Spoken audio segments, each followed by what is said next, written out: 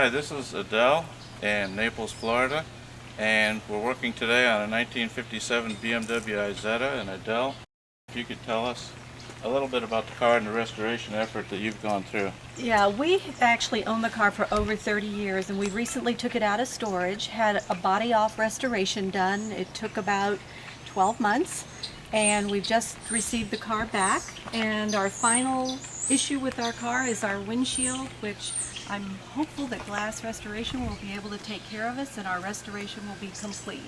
And it will be.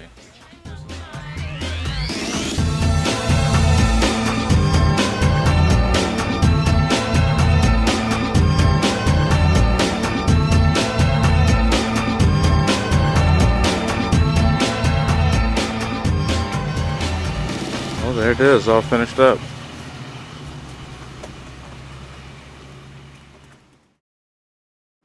It looks absolutely great. It looks like a brand new piece of glass.